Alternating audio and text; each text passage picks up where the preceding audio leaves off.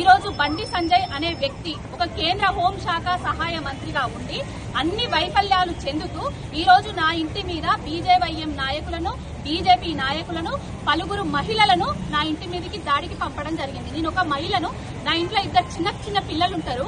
ఆ సమయంలో మా అమ్మ, నేను, మా ఆయన ఉన్నాము, మా పిల్లలు ఉన్నారు. ముందట క్రికెట్ ఆడుకుంటున్నారు ఇంటి ముందట. నా పిల్లల్ని ఏమన్నా చేస్తే ఎవరు? అసలు బండి సంజయ్ కి ఎప్పుడు పొద్దున్న లేస్తే పుట్టుకల గురించి వాటి గురించి మాట్లాడే బండి సంజయ్ కి దాడులు కూడా పాల్పడతా అనేసి ఈ రోజు నిరూపించుకున్నాడు.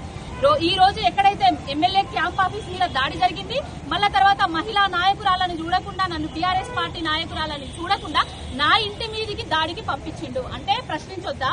అడగొద్దా? ఏం చేస్తే చంపుతారా? ఇంకేం చేస్తారు? అంటే ఎవరు రాజకీయాలకు రావద్దా? మీరే రాజకీయాలలో ఉండాలా?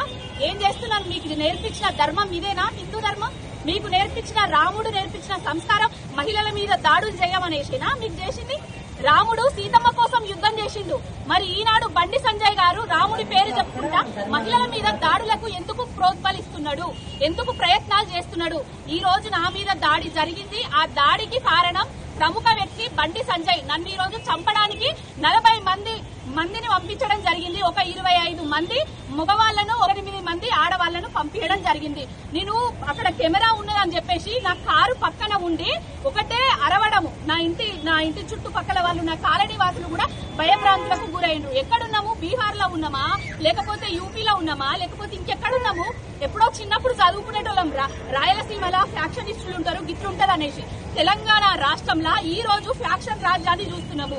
రేవంత్ రెడ్డి, బండి సంజయ్ ఇద్దరు తోడు దొంగలు కలిసి బీఆర్ఎస్ నాయకుల మీద, బీఆర్ఎస్ పార్టీ వాళ్ళని చంపడానికి ప్రయత్నం చేస్తున్నారు. ఈ రోజు నా మీద జరిగిన దాడి బండి సంజయ్ అండ్ బ్యాచ్ ని ఇంతకింత అనుభవిస్తావు, సర్వనాశనం అయిపోతావు. బండి సంజయ్, నేను రోజు అమ్మవారిని పూజిస్తా. నువ్వు అదే అమ్మవారి పేరు చెప్పుకొని కరీంనగర్ లో రాజకీయాలు చేసి గెలిచినావు కదా, ఆ అమ్మవారు నిన్ను నరకం చూపిస్తుంది, నిన్ను నరకానికి పంపిస్తుంది. రాబోయే రోజులల్లా నీకు రాజకీయంగా సమాధి కడతా, గోరి కడతా చూడు. రాబోయే రోజులల్లా బండి సంజయ్ ఎంత మందిని పంపినావు నా ఇంటి మీదకి దాడి? నేను ప్రశ్నిస్తే రైతుల కోసం ప్రశ్నించిన, నువ్వు ఎంపీ అయినవు, కరీంనగర్ కు ఏం తీసుకురాలేదని ప్రశ్నించిన, నేను నా తెలంగాణ ప్రజల గురించి ప్రశ్నించిన, నా తెలంగాణ గురించి ప్రశ్నించిన. ఆ ప్రశ్నలకు తట్టుకోలేనోడివి ఒక మహిళను చూడకుండా నా ఇంటి మీదకి దాడికి పంపించినావు. సర్వనాశనం అయిపోతావు బండి సంజయ్. ఇది ఒక అమ్మవారే శాపన పెడుతుంది అనుకో ఈ రోజు.